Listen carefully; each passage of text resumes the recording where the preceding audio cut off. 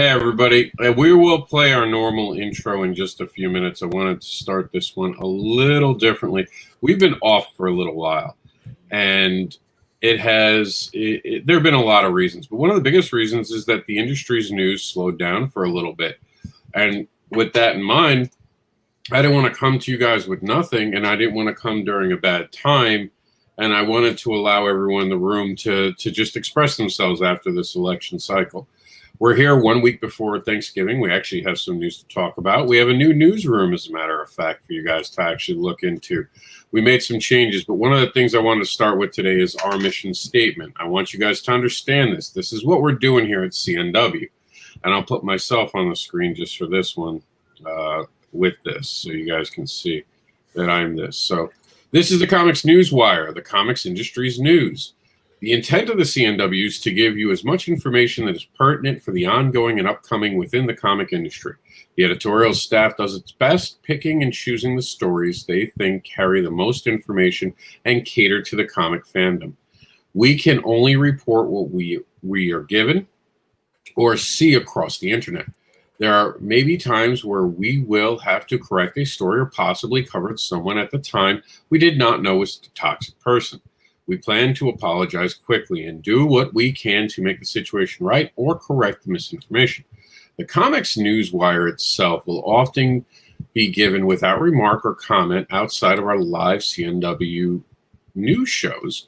During our live CNW news shows, we run the disclaimer, which you guys will see in a minute, to make you aware the comments shared are not that of anyone but the person saying them.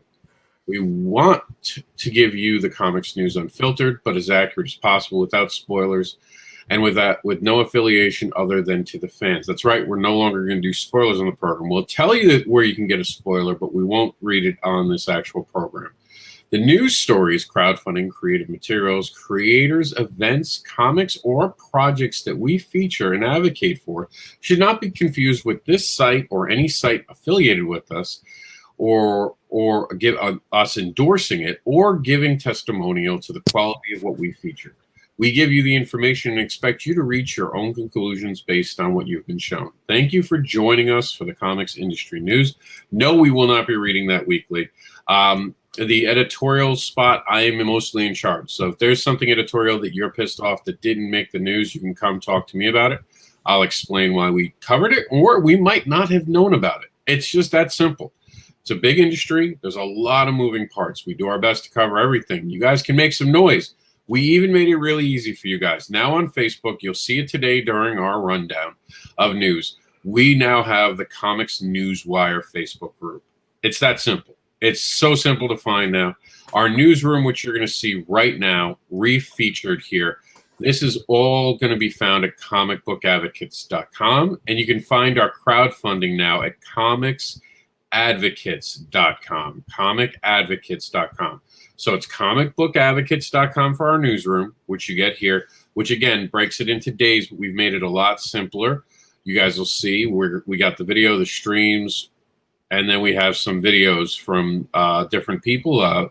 Meredith, I think this is one of your videos from this week, and someone else. You can submit your videos too by going to the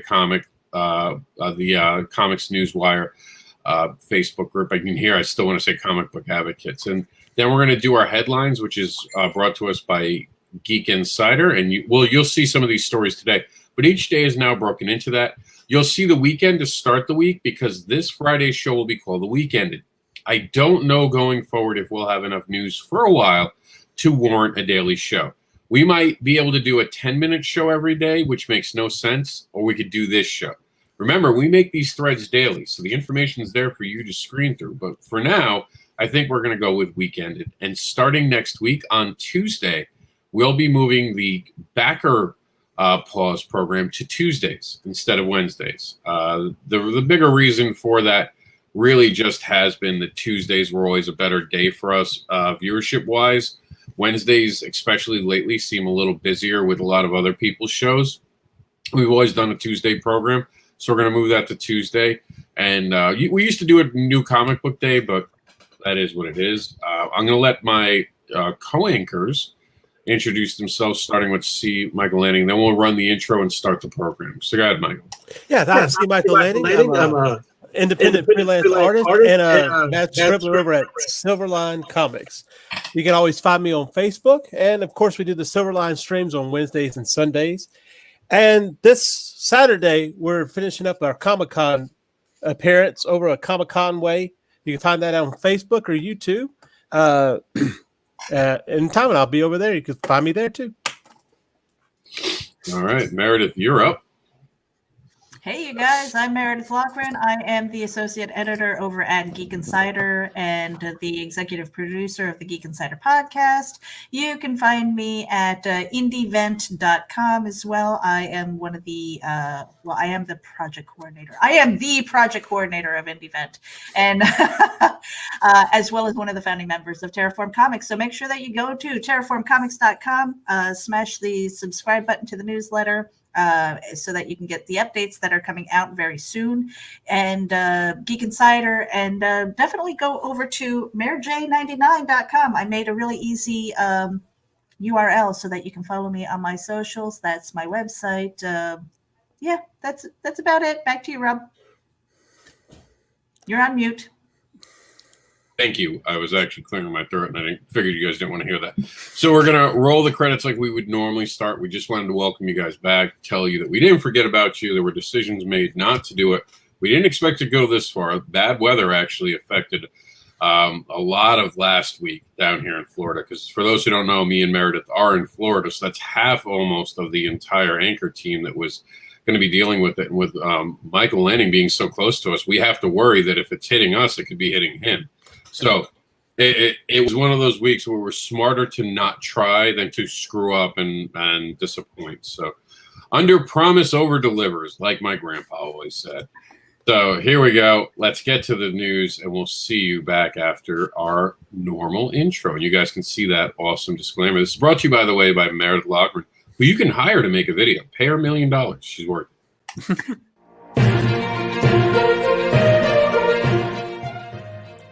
Welcome to the Comics News Wire, where we get our news from the comics newsroom found at comicbookadvocates.com. This show is anchored by Mr. Anderson, who is the unboxable, advocating creator known as the Indie Comics Devil, who will tempt you with his devilish tales of fetish, monsters, and more. Join him and his co-anchors as they give you the comics news coming off the wire. This show is brought to you in association with...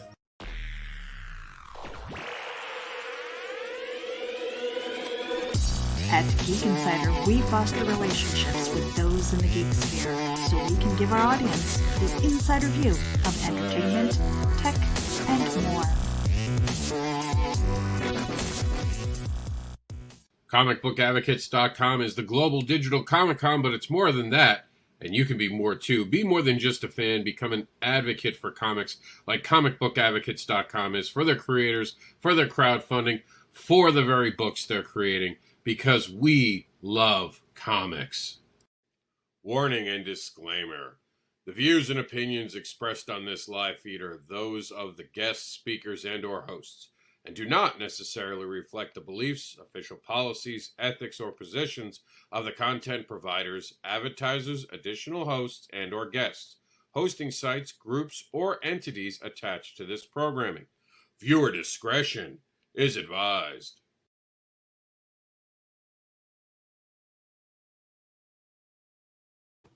All right, so this is our week-ended segment. Remember that you guys can not only catch up on this week's news, but also give us your news. Not only can you go to the Comics News Wire Facebook group, just go to the Comics News Wire in your search bar. You could also send us an email at thecomicsnewswire@yahoo.com. Look, horse, it's water. I can't make you drink. The rest is up to you. Welcome to the show today. We're going to have some great information. Of course, here we are in our newsroom right now. So let's see what was turning the pages in the comics industry. So let's see. All right, we'll go over to our Monday room. So Monday, there's a little bit of a warning. If you notice, we're not talking about the weekend. As of Monday, this is all of the news from November. You guys will see how little news there was. This entire room was what we found newsworthy. And again, if we missed your story, we apologize. We didn't know. It wasn't on purpose. I promise you, it wasn't a slight. It just means that you didn't put it in our group. Very easy to find. A horse in water. I mean, come on, get it done, guys. All right, so let's start. And this is our market watch. And you will notice one thing I didn't mention. We no longer split between indie and mainstream because it's all the industry. So from now on, you will see the industry together. All right, so let's see. Meredith. Yes. All right, DC Comics and Dark Knights, Death Metal #5. Spoilers. I thought we weren't doing spoilers. Batman Who Laughs has Doomsday Clock's Dr. Manhattan's Power 2 remake, Multiverse. There's a preview. It's at InsidePulse.com. Well, it's not a spoiler because it was part of their actual quote unquote title. So to us, it is still mainstream and it is newsworthy. Plus, I don't know how much of a spoiler it is when it's already been out and talked about a lot. If we do notice something being passed around the internet, you can't get around it. Like, if they suddenly name who Doctor Who is, and for some people it might be a spoiler, it's not really a spoiler. It's just telling the news. Spoilers like, no one knows. Like, when Alfred was killed by the middle of the afternoon, everyone knew Alfred had been killed. Now there's a debate whether he was killed or not, but you get what I'm saying, Meredith. Some things just are news beyond spoilers. It's no longer a spoiler. You get that newscaster at the end of it, like 5 o'clock. Hey, spoiler, comic book fans. No, not to the comic book fans. Unless they work overnight, every comic book fan already got a text, a message, and they're talking about it. You know what was really good, though, is the fact that we were able to keep Ronan quiet. Yeah. That was pretty cool. We didn't. Yeah, I knew it was Michelangelo for the longest time. What? Every time I was on the news, you know by now. There's no way anyone doesn't know. Literally the next day, Michelangelo, we got this covered. Michelangelo is the sole survivor. And so many people didn't believe it because it was we got this covered saying it. They're like, no, it must be someone else. Remember, I said it now. You wanted to kick me off, but I said it before reading it. So, he called, and I called it 2 months ago. I was like, it's going to be Michelangelo. It's got to be the best. There were 4, so, I mean, you had a quarter, a 25% chance of getting it right. Well, that had to be the best. That was the best one. So, what if it was an illegitimate child of one of the turtles? My God. Okay. You're up, Michael. All right. Grain caught in shower. Not wet, but bumpy. Too many bumps in big starry sky. Nothing ever smooth. And grain no like water. No soggy. You can find the issue 1 print at gum.co/grain1 print or www.bamzap.com. And it's a beautiful book. That is a gorgeous book. It really is. I love this, by the way. It's super awesome. And this is also super awesome. I don't want to hear feelings about this, guys. She got promoted. She's been in the industry. Congratulations to her. DC Comics names Mary Javanitz. Remember at the beginning of the show, I said today, I don't want to hear your personal feelings on this. I know some people were upset about this. I let someone work. She's been in our industry. She deserves our respect. She will get it from me until she screws with Batman, and then she's dead to me. All right. This one's pretty cool. You got a good one, Meredith. All right. So the Gamal Hennessy is promoting something here. Every unknown creator who demands a superior deal can be rejected by the publisher because there are 10 or 20 other creators willing to accept an inferior deal. Since the publisher is primarily looking for books to fill their publishing plan, one unknown book is just as valuable as any other from their perspective. This is interesting. I'm looking into it. I will report back as I know. I will say this, and this is a personal endorsement. I've known Gamal Hennessy for a very long time. If he's attached to it, it's got my attention. Now, do me a favor, Rob, because I don't see the entire title there or the website. So that's the only reason why I didn't try to read that. Oh, this? I find this article. No, that's just up here. This is from Gamal. This was just on, I think it's actually on his personal site. So Gamal actually runs the Creative Contract Consultant. That's his personal site. The site itself, which is doing this, is actually, let me quickly open this up so we can, I didn't actually come to read the entire thing. I actually went directly to the site. Where is the site? CreativeContractConsulting.com. No. I had it open today. I should have actually. Oh, wait. Let me see something. I think that's a good site to go over. And yeah. It's a good one to bookmark. Yeah. You know, and these are great things to do and read on your own. He's also got other news that you'll see this week that's pretty cool. So, but like I said, I trust him. This is someone, and I'm always looking at this site. Like I said, it's definitely something you should check it out. But this is his site in itself. It's protecting people's dreams. And remember, we are not giving legal advice. We're just sharing the news. All right. So here you go. You're up. All right. DC Comics debuts the new Superman of Earth. And, of course, DC's future state, Superman House of L #1. Previews, the newest Superman of Earth has been revealed, and he's connected to Kal-El. Check that out at ScreenRant.com. Yeah, they're doing a lot over there at DC. I'm excited. It seems interesting. I like the new 52 at first. I just thought when the fans whine a lot, there's this buckle moment where they kind of like instantly step back and it messes things up. So we'll have to see how long they can hold out from trying to instantly go back to make everyone happy, because you're never going to make everyone happy. I'll tell you that right now. But one thing that can make you happy is this picture. Go ahead, Meredith. I'll give you this one. Reserve your copy today of Sangi and Tembo. And this is from, you need to scroll down just a little bit. This is at Scoot? Yeah, Scoot. All right. In this month's previews, World Comic Scout, all ages and prints, Scoot premieres our 3 launch titles, Soulstream, Bloot, plus Senki and Tembo. We're this wonderful series about an unlikely friendship between a mouse and an elephant. What if Lion King was told from the perspective of the prey and not the predators? Or add it to your pull list. Read more about this wonderful series at previewsworld.com. Go to their catalog in the November 2015-09. Doesn't sound like these characters are going to live long. Go ahead, Michael, you're up. All right, DC announces new Truth and Justice digital anthology comic series. Vixen teams up with Dr. Mist and Impala of the Global Guardians to face down an ancient deity that's taking over the body of a scientist investigating powerful magical artifacts. And that is on comicbook.com.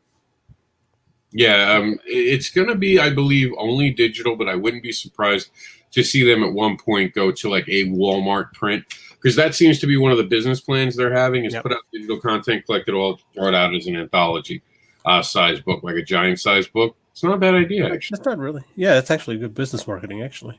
Yeah, because you build your fan base. Like it's like webtoons for DC. Right. They're their own webtoons. Speaking of webtoons, here's Matthew Schofield. I know I'm saying that wrong, and I'm so sorry. He's got Schofield or Schofield? Schofield. There we go. That one sounds better, right? There we go. I'll go with that one. Schofield. What's up, everyone? Here's the latest page of my webcomic, and you can find this at Steamroller Man, and he'll steamroll over your fan. And this is Page Steamroller Man, Come to an Understanding. I could make that dirty, and it's Friday, so we're just going to move on. Moving on. DC has future state continuity while time is destroyed in February's solstice. Solicits. Solicit. DC Comics' possible future continues to unfold in February 2021, even while time itself is destroyed in the Generations Forged one-shot. And you can find that at cbr.com. All right, Michael. All right. The X-Men are bringing back the best Wolverine, Marvel confirms. Laura Kinney wants X-23 and now X-Men in her own right. And now Wolverine in her own right is finally returning to the X-Men comics in February 2021. Find out all about that on ScreenRant.com. I'm excited to see her back. I was a huge fan of her introduction. I thought they gave her a really nice story. Yeah, I liked her in the when she showed up in Evolution, X-Men Evolution. This is from Russ Leachy. It is this video. You can find it at comicbookadvocates.com. It's actually one of the featured videos. Is it just us, two grumpy bastards talking about comics? And no, I'm not on it, believe it or not. I'm not the only grumpy. There's another grumpy bastard talking with our good friend Russ, by the way, who's still on demand with Only Death Can Save Us. Oh, waiting for that book. Indiegogo and check it out. Meredith, Nightwing's got a future you're going to talk about. All right, so Nightwing's future team of heroes includes Two-Face. In a future Gotham City where vigilantes are outlawed, Nightwing needs help from a resistance team that includes a classic Batman foe, Two-Face. And you can find that on ScreenRant.com. All right. That's something. It's this world. I mean, there's some news coming up at a point.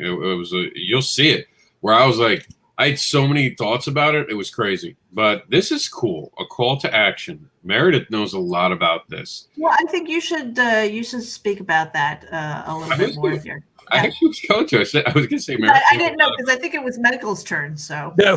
This one I'm going to take because yes, I know. Please. But I was going to say Meredith knows a lot about this because she's the one behind it with me as well. And Michael's actually part of it. So we're all very well versed in this. So what I'm going to do is I'm actually going to open up our Terraform page here. And here's our call to action. And somewhere along the way, the factions splintered and I don't know why we're going to have to look at this, why this isn't opening all the way. I think it's just a setting in the background. Oh, no, it cut it off. Oh, that's not cool. So I'll read the top and I can fill in the bottom on my own. Somewhere along the way, the factions splintered and scattered throughout the world. In a quest to terraform comics once again, a band of strangers came together, masters and apprentices, to hone their craft and build great things in the continuum. And this is going to be a book where I'm not going to bother reading the bottom because I can do it off the top of my head. It is basically all of us coming together to create a library. We are aiming for 100 issues of creators just coming together, making quality product that fans can get excited about. That is the goal. It is that simple. And there are going to be some people who will get paid for things they do, some people who won't. Because as Terraform Comics, we don't own anything. We only own the right to print. And we have a 6-month from the Kickstarter hold on anyone being able to print it elsewhere. That's it. It's a fair deal. It's basically what I did with the Advocator. Just moved over here, evolved, and to be made more friendly. On top of it, here's what you get. We're going to be on top of the whole process. So we're going to teach you how to work with people. We'll be there to help you talk about contracts. We'll be there to help you decide what you guys want to be talking about and the things that are going to help you create what you want to create. It's just about bringing the industry together. That's really the point at this point. We've spent too far pointing fingers at each other. We all need to shut up and create. And that should be on a T-shirt. Shut up and create. I like it. Yeah, that's going to be one of my join Terraform and shut up and create. That's the 2021 motto. I'm going to get a message from Luke. Sometimes it's hard. It's hard having a preacher as a partner. I got a lot of emails about the things I'm not allowed to say. Rob, can't you say it without that potty mouth of yours? I'm like, it's so hard. The potty mouth is still attached. Oh, come on. Shut up, and create. That's encouraging, you know? Yeah, I mean, seriously, leave the ego at the door. Let's create. Let's collaborate. Let's have some fun. Let's make books. All right, you're up, Michael. All right, Kevin Smith's Batman villain returns to DC's Future State. Oh, really? At DC's Future State event, Catwoman is being hunted by Kevin Smith's Onomatopoeia, one of the DC Universe's most mysterious and sinister foes. You can check all that out about Onomatopoeia on ScreenRant.com. That's fun to say. I recently read a history of comics where that really pissed people off. The fact that Kevin Smith was given so much control in comics over at Marvel when he first went to Marvel. I read his DC stuff when it came in. I gotta say he was rather good at it. It just shows you in the industry sometimes we have this tendency to try to block people from coming in. Like almost, no, you can't come in because this is ours. This is ours. You can't come in. No, it doesn't. Like we're talking about with Terraform, this is all of ours. This is an industry we all come together to make. And on Fridays, every so often, we'll be making it freaky with Freaky Friday, one of Meredith's favorite shows. It is. I'm trying to do it monthly. I don't know if it fits in December. I maybe after Christ. I mean, I know it fits in April for Easter. Oh, that's a dirty joke. Oh, that's going to get me a letter. That's going to get me a letter. I think I can hear Luke writing it up now, huh? Rob Anderson, Forte Car. All right, so here we go. Star Wars Boba Fett miniseries reportedly begins filming next week. Oh boy. So you can follow that story on comicbook.com. And some more spotlight love, Michael, from our good friend Richard Rivera, by the way, he is the, I believe it would be editor-in-chief, and I'm saying this off the top of my head. I actually have to ask him what his official title is. I think it's editor-in-chief over at Scoot Comics now. Go ahead, Michael. All right. I'm not. Can you come down just a little bit? Yes, All right. Scoot. From Scoot. So awesome to see Scoot titles and diamond previews. These. Something's in the way. I can't. I'm sorry. Yeah. So awesome. Let's try that again. One, two, so awesome to see Scoot titles and diamond previews. These nonstop number ones are only $1.99. Reserve your copies today at your local comic shop. It's got ComiX Previews World, Soulstream comic. And we got, of course, we're talking about Soulstream, Sungay, and Tempo, and Loot. I'm so excited. Like, Scoot is going to be for kids. I've been stressing it for 5 years how important it is that we get kids to read comics, and I'm finally seeing something done with it. Here it is. Here's the moment I was talking about. I'm so glad it became mine. So I want to talk about this just for a minute. The future Batman is fighting for criminals? What? Gotham's DC future state is deadly for heroes and criminals alike, and the next Batman believes even the accused murderers need a hero? There's so much to unpack there. We could do an entire show about that. I'm excited, though. That's what I'll say about this. This could be, if well written, this could be game changing. You know what really makes me mad? You know what pisses me off the most about this, Michael? What's that? This is one of the ideas I was going to take to DC Comics. Oh, man. Don't you hate when that happens? This is literally something I had pitched on a live show, and they've, of course, changed the character. He's no longer Bruce. I don't know a lot about the character, but from what I've seen, he is a person of color. That is beyond a shadow of a doubt. And I said if he was a person of color, how would you change him fundamentally? So I'm looking forward to that. I'm excited about this. I even like the fact that he's going to be fighting for criminals because, you know, that kind of makes sense. I mean, this is a Batman who stands for something. I see Meredith is like, I just want Batman to throw criminals off the building. No, Meredith, no. I don't get it, but I'll reserve judgment until I get it. I think it comes to with, you know, making the murderer and stuff like that, people who were falsely accused and that kind of thing, of that nature. So we still.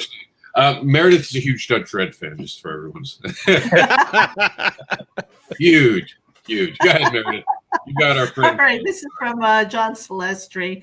And scroll down just a little bit. An interesting comment from a supporter of my series, Bloodwing Angel Chronicles. I find it amusing how you've taken the angels don't have fixed gender thing and made it a spicy adult comic. So, if you are a fan of John Celestri, it's not all Snuffy and Zoe, guys. Head over there and check out Bloodwing Angel. It's probably better if you weren't a fan of him when you here. It's just kind of like growing up with the comics or just, do you have that line where it's like either that I think you should be able to do both. I'm just saying if you don't really know who he is, start here. Yeah. This is the place to start. It's a little harder to know him from his past and see him. To me, it's not, but I know some other people who kind of struggle with that when they see someone step into different worlds. Once you're in both, a lot of people give it up. They let it go. And we just talked about this on Freaky Friday, how difficult it is to almost be a creator. Like, I can go write a horror book anytime I want, but when you start to get a little explicit, oh my God, there's something wrong with you. No, I'm human. I'm fine. I'm not repressed like some people. See, I've never actually encountered that, because I love bloodletting in my stories, but I also do like romance stories and stuff like that. And nobody's ever said, hey, Meredith, you kill people and swing off the chandeliers? No. Tie up one girl and say that there's nothing wrong with her and you'll get letters. You'll get letters, Meredith. I guarantee you. All right, who's up? So I guess I'll take this one. This is the Suicide Squad cast. Sylvester Stallone in mystery role. It's over at comicbook.com. Of course, he's worked with James Gunn before, so this would be interesting. Hopefully, it's a larger role. I'd like to see them kind of riff off each other. I heard it was a hard role. They were actually casting as a good actor. So we're going to move on. Wow, the views and opinions expressed on this. I know, right? Like, I'm really challenging that one today. Hey, folks, showing you some of the original pencil pages for Nightfall #1. We are in the last hours of the campaign. Obviously, it's closed by now, just as a heads up, because this is, again, from a month. You guys are within a month of stuff. This was 6 days ago, so it probably ended about 6 days ago. Link in the bio, or just search Nightfall on Kickstarter. You should chill, check it out. Really cool. If you want to help but can't pledge, no problem at all. Give a share, a like, and comment. This will help us so much in the final rush. And it's so true. You have Oz versus Cthulhu right now. Share that. If you don't have money, share it. Share, guys. Share, like, comment, talk about it. Talk about how your artists are on there. Even for Michael Oden, who is Modin still on right now? Do you guys know? Because he had 8 days left. I think he's on. I don't know. I think he's probably at the very end. Yeah. Let's see. He was doing a hard push for it last week. Okay, so he's hit his goal. He's got 40 hours left to go. You guys want to play his video? Give him a 1 minute thing on his video? Absolutely. We'll give him 1 minute. You guys can watch the rest of the video on your own time, but we'll give him 1 minute since he's ending in just 40 hours. Here's our friend Modin at Elysian Fields.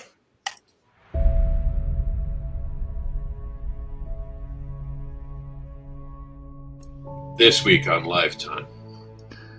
When we left off in the Zero issue, Achilles had made his way from peace in the afterlife to an arena, where he was left to fight alongside King Theseus against the first heroes Gilgamesh and Enkidu.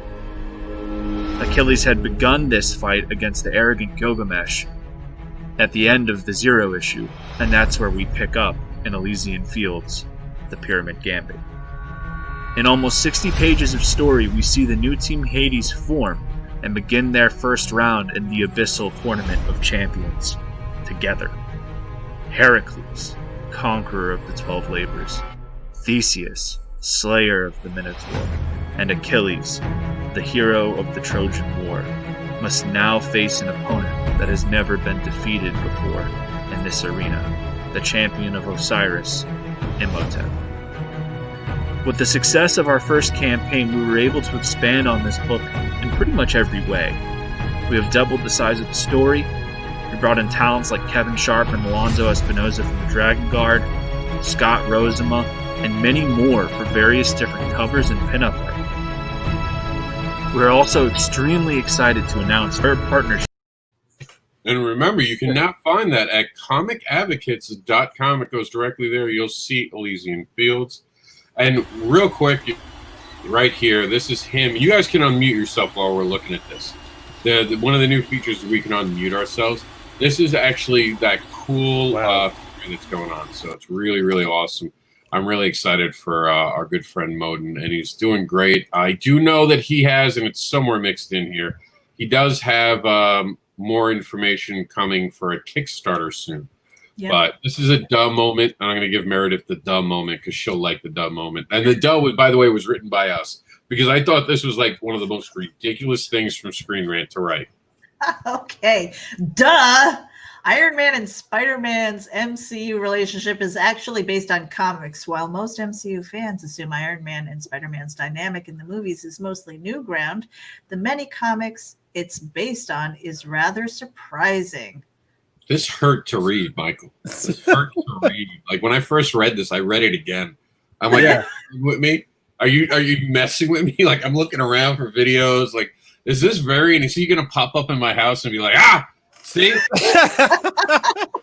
that duh moment is found at screenrant.com. And what happens is that relationship was established in Civil War, and I think it was even established in Civil War, the comic book. So I do have breaking news for anyone who thought that was a great story, by the way. Okay. Here's the breaking news. All those MCU movies, all those characters are from things called comic books. Just as a heads up. Oh. Give it a Google. What? You might be surprised. No. Michael, you're up. No. It's Sarcastic Friday, apparently. More than 50 creators come together to produce an amazing book, Cthulhu Invades Oz. 16 unique stories that tell one story See how the citizens of Oz combat an attack from the powerful Cthulhu and his minions. And of course, you can see the sample art over here at Comics Newswire. Yes. And just as a cool side note, SpaceX Crew Dragon successfully launched into a historic mission into space, International Space Station. For those of you who are like, why would that make the comics news? Are you kidding me? How could you not be excited about this and read comics? Here we come, all those different worlds out there that we're going to piss off and get into a war with. Because that's how it always happens in the comics. They always come over angry at us. We've always done something. Is this your satellite? The battlefront yet to be discovered. And DC Comics Future State reveals new look at the new Justice League. And apparently that mixed with the Batman versus Superman Robin costume, which is actually a Batman suit. The two of them sometimes on comic book are on the same thread. So when you go into it, it'll give you two stories for one now. And you can find out all those great things. And you're up, Michael. All right, DC Comics releases Justice League number 57 tomorrow. And we have the official preview for you right here.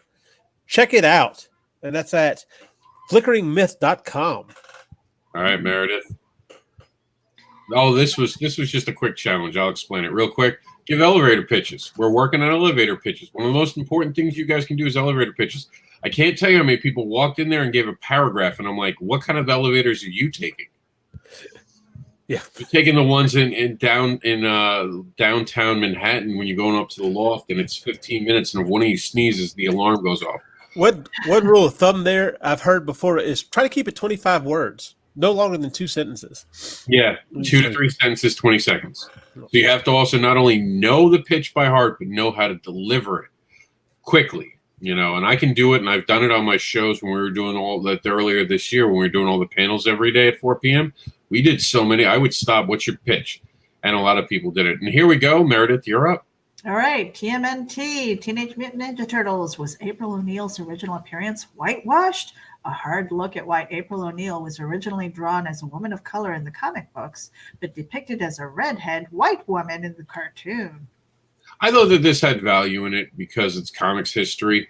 There's an argument between the creators whether or not she was intended to be a person of color. That's for them to beat each other up about, but it is an important part. You can see from the original designs, she does not look like what we got in the cartoon. But again, so is Baxter. So yeah. There are changes, and they go both ways. Spawn, for example, Spawn's partner in the Spawn movie turned into a white guy as well. But when you saw it on HBO and his partner, because I was a kid and I didn't know McFarlane's work, that I knew who McFarlane was from Marvel, not Image. I didn't really follow Spawn. It had me at a time when my dad had just died, so I wasn't into a lot of dark stuff at that moment. But I liked the HBO cartoon, and it was on at midnight, so I was watching it. It was really good and violent. And wasn't it Chapel from Youngblood? That kind of a Rob Liefeld character, wasn't it? No, Spawn's McFarlane. Yeah, no, Spawn's McFarlane, but the one who turned him into Spawn, as it were, was I think was Chapel from Youngblood. Oh, was it? I think so. I believe so in the comic. I'll be honest, I never got heavy into those comics. It could very well be. And it would make sense because I know that there was an Army guy who did it. So yeah, I think so. I mean, that's something to check out, but I'm pretty sure because they were trying to do that the whole collected universe. Yeah, I know for a time they were, and they kind of sometimes talk about going back, and I don't know if they have yet or not gone back. Are we here on my own? Oh, I'm on the wrong page. That's why. My fault. We'll call it Tuesday now. I hit the wrong button. So yeah, I mean, I'm looking forward to it to see what they're going to do in the future with that universe. But I never got an Image. It was just a bad time in my life. I'll be honest. The Image stuff I never really got to see, and I'm going to load Wednesday while we're here too. Oops. I'm sorry. Oh, Wednesday was crowdfunding. By the way, that was our crowdfunder of the week, the Oz campaign. Back the Oz to get into the know about the war that is coming with Cthulhu. And I guess I'll do Thursday while I'm here then. I'm on Thursday. All right, so here's Tuesday as we're loading, buffering. See, I should have had this preloaded. Here we go. You're up, Meredith. You'll get a giggle out of this. All right. Rick and Morty creator reveals work already started on season 7. Oh, okay. I know you're a fan. ComicBook.com. You're a fan, right, Meredith? Our relationship suddenly changed, Meredith. No, I'm kidding. You're up, Michael. All right, here we're on scouttrailblazers.com. You can check out the new podcast for Scout Comics with Sania Wolf. She's the one behind Soulstream. That's right. I recognize her from. Okay, yeah. For the new imprint Scoot, right? Yeah. So it's exciting stuff. We look forward to it. I like the fact that they're going to be, I think all of the publishers should be doing at least a podcast once a month, if not weekly. I think it's just a smart thing. Speaking of a smart, Michael, I mean, does this bring your childhood up to life? I don't know, Meredith, if you are a Transformers fan or an X-Men cartoon fan, but if you were both, this is to quote a term that is used by our friend Varian for one of his shows.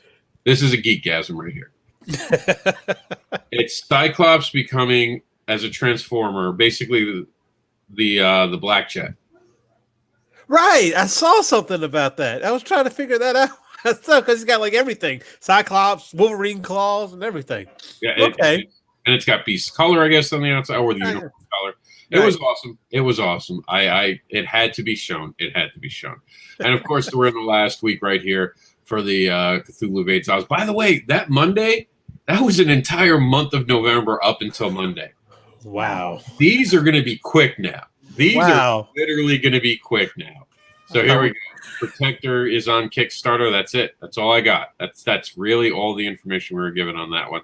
And we had John Celestry's Boba Fett special video, which you can see right now. And here's some more on the Protector, though, and I'm going to let Michael, you're up. Okay. Still looking to hit that $1,000 mark. We are also 10 backers away from hitting 50. So here's the deal. If we can hit the $1,000 mark and get to 50 backers, all backers will receive both of these beautiful prints by Volume 1 artist Maku Tellez. Make your pledge today at thekickstarter.com for Protector Volume 2. Very cool. Hey, wow. It's beautiful artwork there. Definitely go check that out.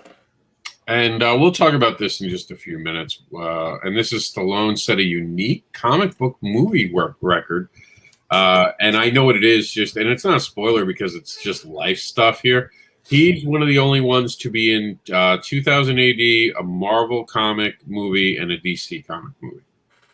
So, okay. Yeah, it's an interesting milestone. I believe Keith Urban, I want to say, the one who plays in Boys right now. I think I got his name wrong. Yeah, he was also Judge Dredd, wasn't he? Yeah, Judge Dredd, yeah. So he was one of the only other ones to actually do this. I think Ryan Reynolds is actually creeping towards having that same distinction, except it wasn't 2000 AD when that new comic book movie comes out that he has. I think they're owned by a different publisher as well.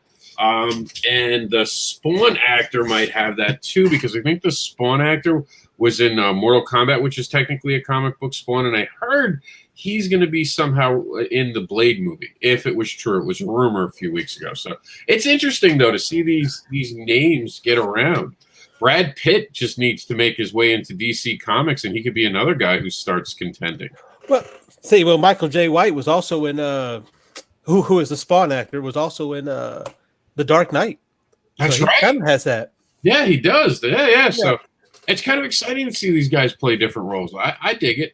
I just wish Stallone could learn how to speak finally. We're pulling for you to get over that. Again, views and opinions expressed. Don't be handicapped, right? Go ahead, Meredith. You're up. Talos of Sparta, funded in 72 hours. That's great. So Talos of Sparta, issue number 1. After the death of his father, a Spartan warrior is entrusted to, I have no idea, but you have to get over to Kickstarter to find out. There you go. Tom and Jerry's back. That's right. Oh, it looks cool. It looks so cool. I, again, geekgasmed on myself when I saw this, because I love Tom and Jerry. My son came running into the room. It was a good moment.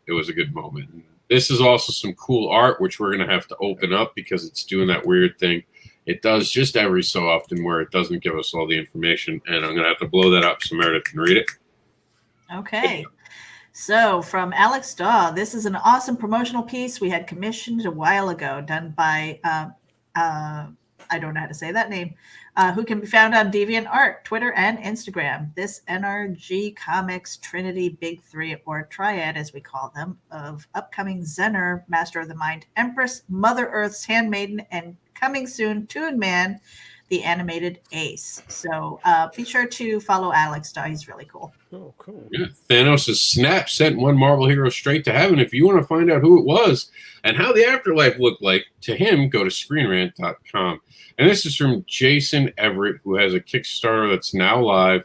We're waiting to get permission to actually feature it on our site, but we did share this bit of it for you. You can find that now by clicking on there. And look at this. I'm going to give this one to Michael. See, I saved this one specifically for you, Michael, because I thought you get a kick out of this.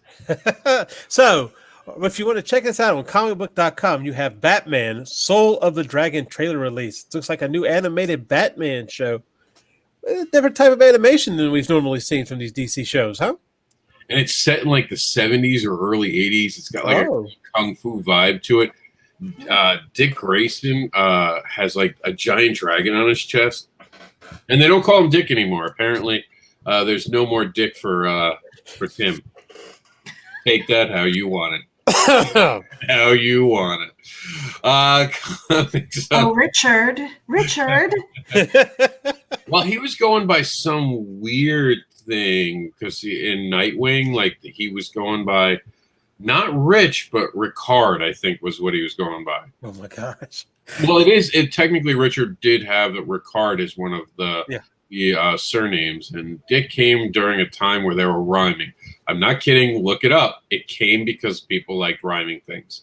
That's how humans are. That's how we've always been. All these screen names, how could you be surprised about that? Really, look at screen names. Don't ever be surprised that Richard got called Dick. Look what people call themselves. If Facebook gave screen names, it'd be so much funnier. It'd be so much. Meow Meow just said this to me.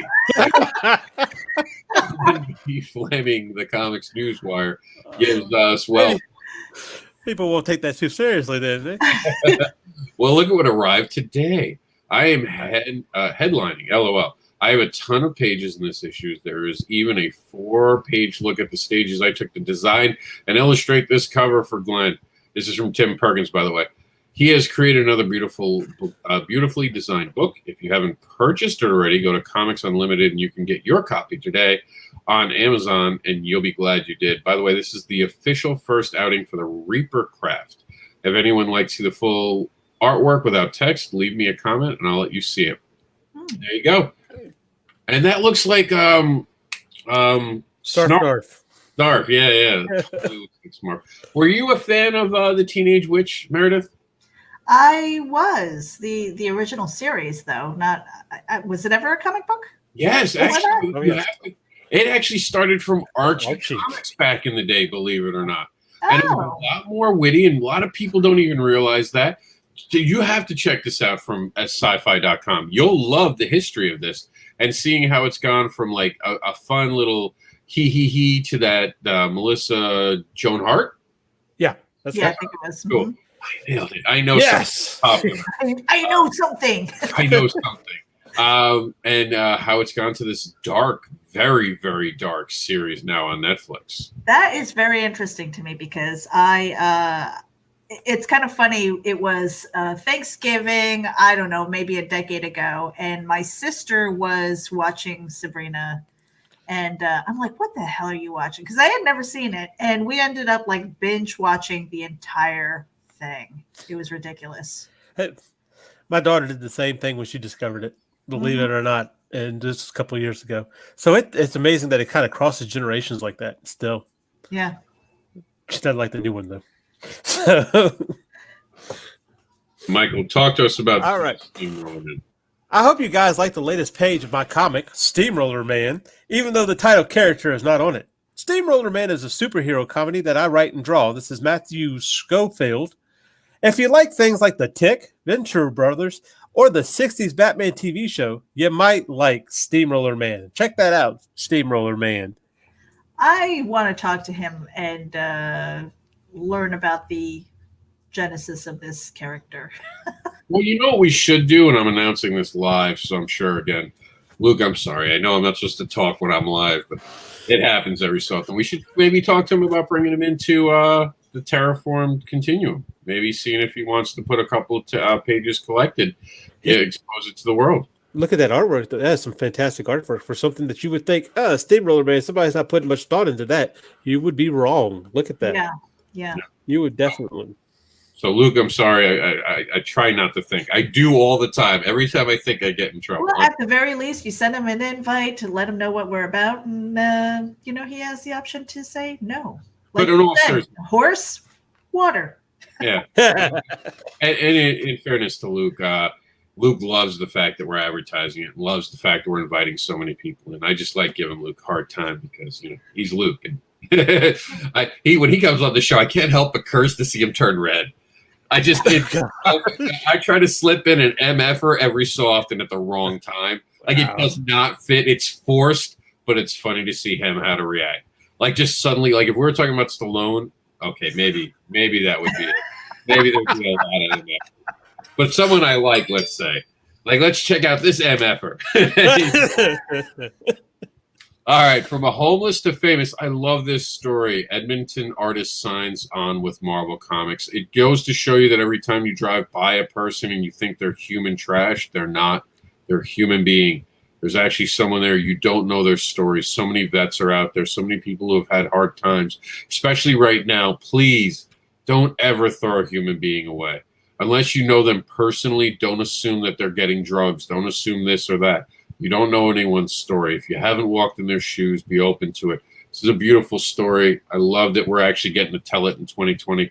We need more beautiful stories in 2020. So very proud of that being here. In Elysian Fields, here it is, coming to Kickstarter. Not much to talk about yet, but we will have Moden on the show soon to do it. And here you go, Meredith. I know you're a big fan of Catwoman. All right, Catwoman just created her own version of the Bat family. Selena Kyle moves back to the Gotham City neighborhood of Alleytown, where she grew up, and immediately takes 3 young street thieves under her wing. And you can find that over at Screen Rant. Her own cat family. Yeah, I think that's cool. Wouldn't you call that like what are cats when they're together? A coop, a nest, a tree. A tree. By the way, I didn't mention that this was actually brought to us by Edmonton. There we go. CTV News in California. I believe it was an NBC affiliate. Don't hold my feet to the fire on that one, but it wasn't a part of the affiliates. I'm pretty sure it was that. And here you go.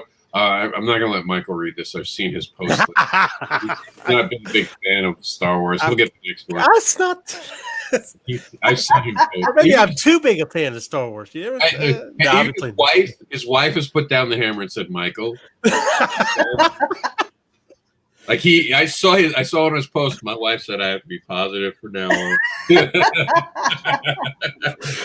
So Star Wars Mandalorian, The Way of the Mandalore Explained. I was told by Mike Seeley the other day, you don't know what you're missing. You have to watch this one and this one. I have like 1,000 episodes of things to watch now to fully understand it. And I still won't understand because then they're books and comics. It's cool. It's cool. It's cool to be part of this and see it unfold. I'm liking when I see it. I don't know about you guys, but I don't like spoilers. That's one part of this job I hate is I do get exposed to spoilers. Sometimes I just want to enjoy the program. I don't want to know. It's like wrestling.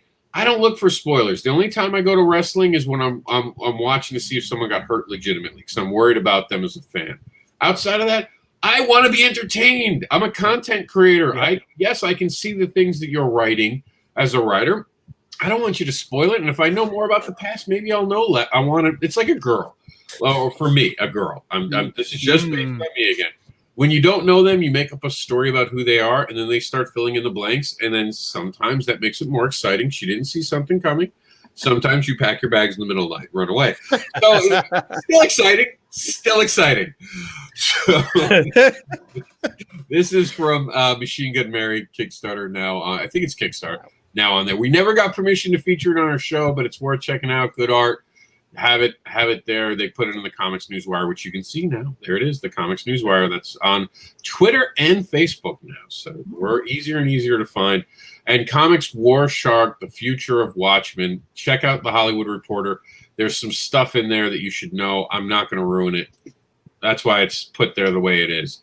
And here we go, another spoiler, and it's. I mean, Michael, here you go. Yeah. Did Marvel just kill Spoiler and Spider-Man? Let's say that's over at comicbook.com. That's all we got, guys. So you got to go over there and check that out. Who is Spoiler? I have some it's not opinions. Spoiler. It's not. It should have been in quote spoiler. Yeah, well, it'd be messed up if like Marvel just started killing DC characters in the middle of their stories. This is Spoiler dead. She's dead. Dead on the floor. You can't use her no more.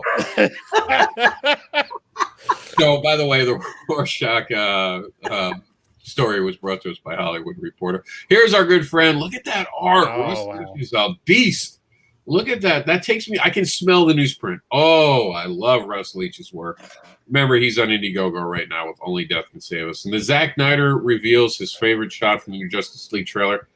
This was a hard one to put in here because I didn't think it had so much value.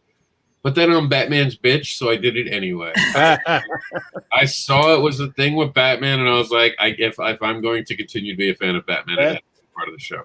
Zack Snyder has such a huge following. You got to be careful. I know, but I do. I really like this. I'm excited about it. It's fans' voices being listened to. How can't you be excited about that? Meredith, talk about this. All right, from Silvio Spati. Let's see. Issue number 2, Sword of Justice, is fully inked and lettered. Another mission accomplished with the help of Top Secret Press. Now we have wonderful colors coming in from Veronica R. Lopez that will make this book look great to read. We have a lot more waiting for backers in 2021. That looks fantastic. I mean, just black and white looks amazing. Yeah. I can't even imagine what it would look like with color. And again, updating your backers, keeping people in the know. Not me, my books are done, so there's not much to do but tell, hey, look in your mailbox. I like that feeling, but if you don't have it done, this is the way. I know, Mandalorian. I see Michael. Here you go, Michael. You're up. All right. Justice League director Zack Snyder confirms there are more Kryptonians on Earth than just Superman. What? Okay. That's over at comicbookmovie.com. Well, that could imply a lot of things because remember they did have one of their planes, not planes, spaceships crash land. So it might have not been necessarily Supergirl. It might be. You're going to have to click on the link to find out who. And this is because I'm a wrestling fan. It was a cool moment. Sword was given to Drew McIntyre, and it was good. It was good. It was good. It was really good. You have to watch it. It was a good moment. I'm sorry. It was. There's a giant sword. He got handed it. I teared, and then he went out and he kicked the ass of Randy Orton. So I kind of really loved it. And this is the big news. Here you go. I'm gonna let Meredith have the privilege of saying this one. All right. Comic book Kickstarters have raised over $22 million in 2020. Comic book fans have been more supportive than ever toward Kickstarter's comics category, which saw an increase of 30% in pledges this year. Now, this is brought to us by CBR, who I actually have a problem with them showing the Keanu Reeves book for this. It wasn't just him who got it. You take him out of the equation, I guarantee you that we're still 20% up. And by the way, this article came out on November, I think it was like November 1st this came out. And I put it here deliberately just so it'd be later in the news because I thought we'd have less news. So I spread some of November's news around. But we still have November and December to compete. It's not over yet. I think it's disingenuous just to show Keanu's. I know they had to pick one image. Honestly, I would have just put the Kickstarter logo. I think if you go over to the website, the way it might be is that it just scooped up the first image that's there. I'd be curious to see because that might not have been purposeful. Yeah, there you go. It's the first. But it's the only image they use. Okay. They could have used the Kickstarter logo. You know what I'm saying? Like there was definitely a different way to handle that. And this is Spectrus and Banyan. There we go. Yeah, that. I'm not knocking them. It's just a hard word for me. It's on Kickstarter now, as is Monster Hunter. And if you have any programming, send us an email. So that was Tuesday. Now Thursday is even quicker. So Thursday and Friday, there wasn't as much. This, by the way, we want to congratulate them. Psycho-List has officially funded. You can check out more about it. It funded with 83 backers who pledged $4,000 to make that come true. You guys have heard about Michael Odin's stuff by this time, but also remember that he is helping with the Charitable Trust Foundation and the Green Berets. So that's definitely awesome of him. And this was just 2020's graphic novels and comic books, 5 trends that define the year. This is by the Washington Post. I don't know if I agree completely with the article, but the fact that we're being covered by the Washington Post is pretty damn cool. All right, Meredith. We've seen this too. We don't have to. I'm going to just skip over some of the things that we've seen a couple times. This is pretty cool. Marvel's February includes a new X-Men series and lots of King in Black tie-ins. February finds the Marvel Universe celebrating Black History Month, launch a new X-Men series, and armor up the Avengers as King in Black rolls on. And that is at CBR.com. Some definitely interesting stuff. I mean, here's the big news. Remember I said Gamal Hennessy had some big news coming? Check this out. I'm going to give it to you, Mike. All right. Digital comic readers will have the chance to sample the cream of independent comics for one monthly fee with the announcement of a new subscription service from indie digital comics platform, Global Comics. Subscribers can now get full access to the company's catalog, including publishers such as TPub, Wannabe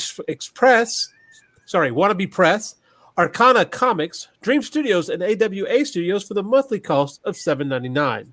Yet another reason to put your independent comics on digital comics publishing with Global Comics.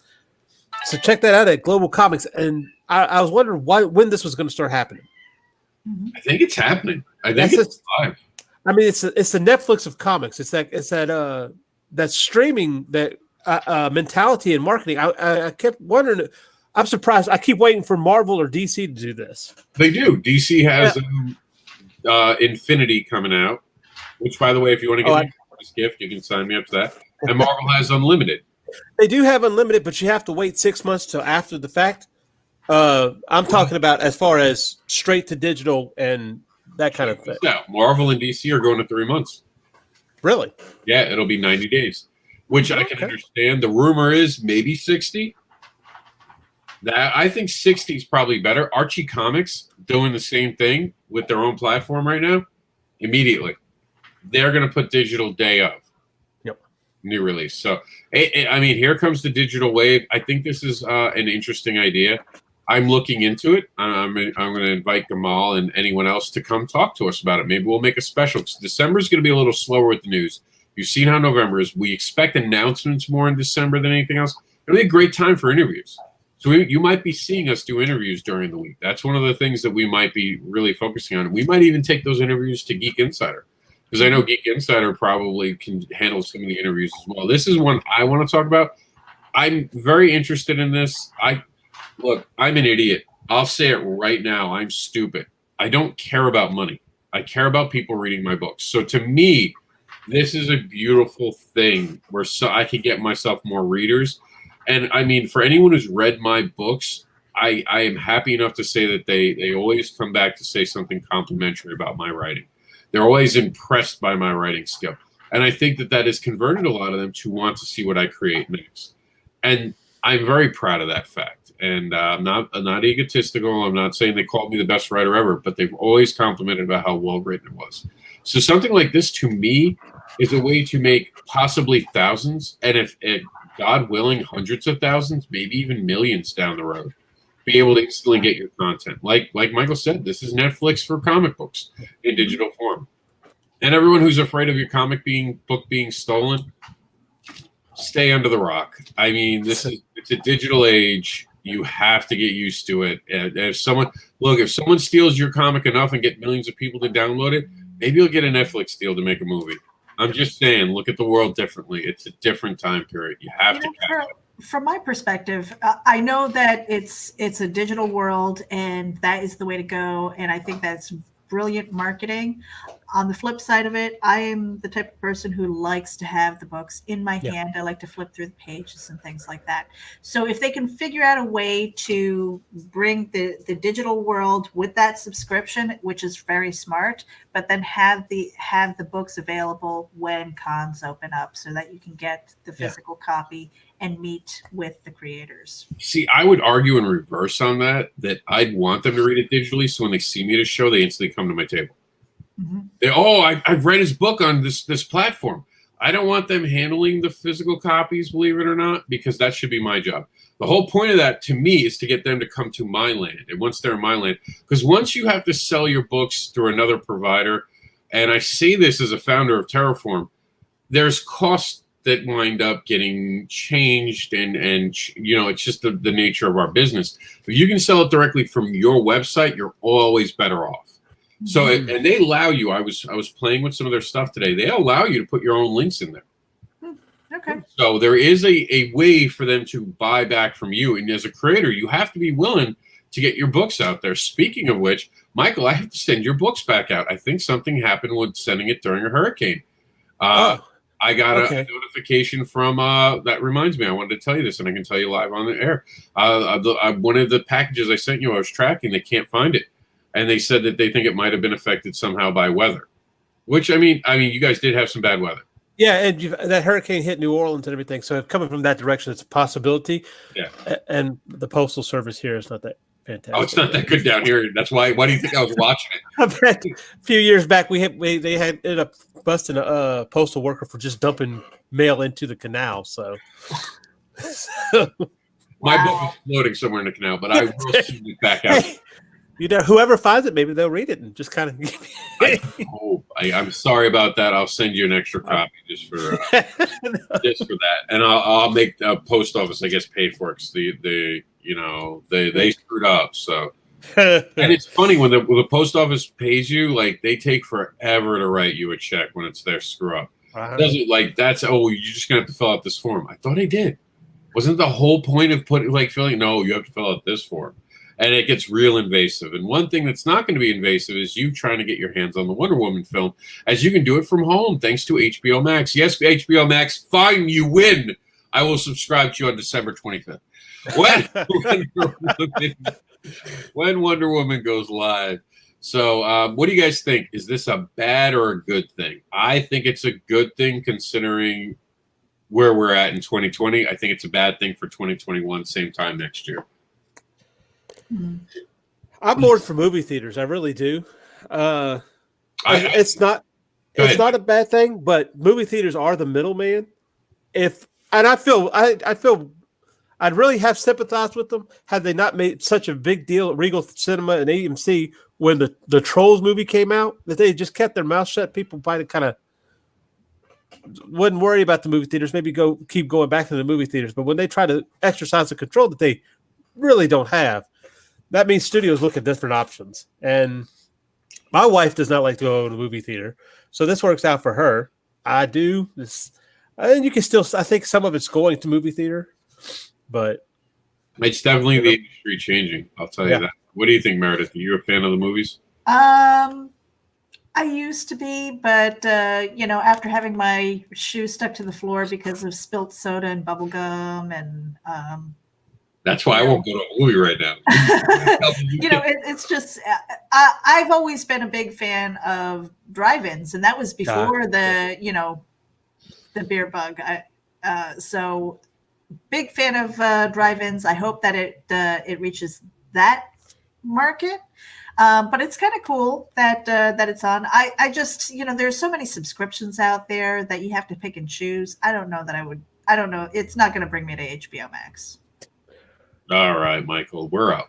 All right, Marvel's Black Panther comic book will return after almost a year.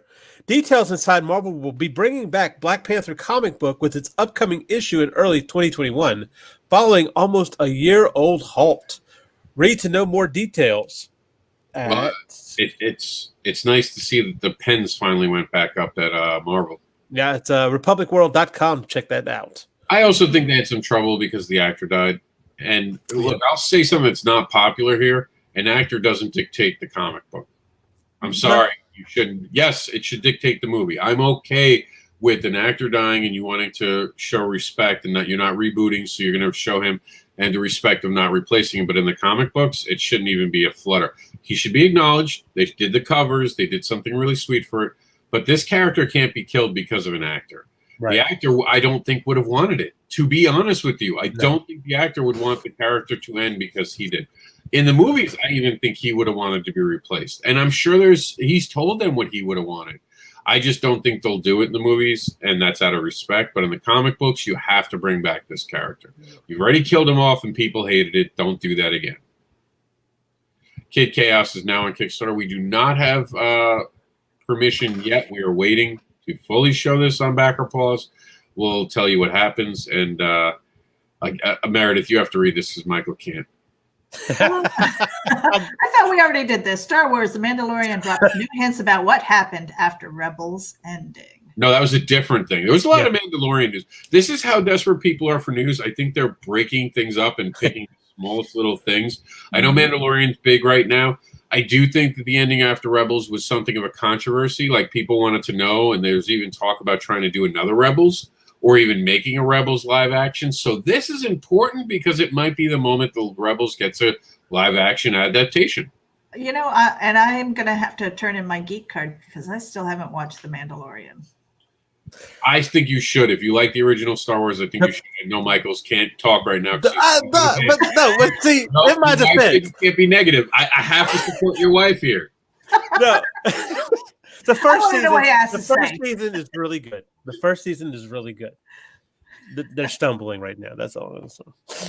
You know, sometimes things can be cute, but sometimes they can also turn annoying. So I'm just leave it there.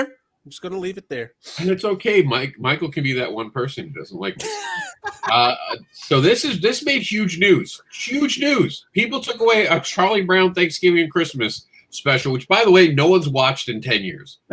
No one has watched. It's just like when Coke changed their formula and everyone's like, how dare you? And they're like, well, when was the last time you had a Coke? 35 years ago. How dare you change what was there? This is one of those moments, and I guarantee you it's not going to have great. It's on PBS. You know right now it's not going to have great. Like, PBS has 3 viewers, and those 3 viewers aren't going to stay up late to watch this. They're asleep by 6 p.m.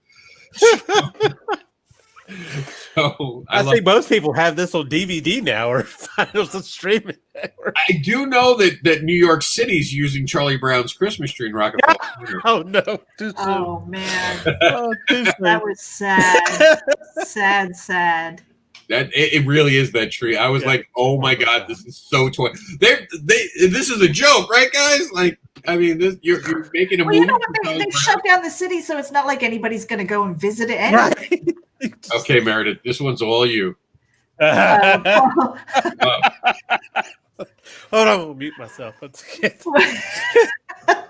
do we have here? Paul Bettany confirms Vision has a purple penis.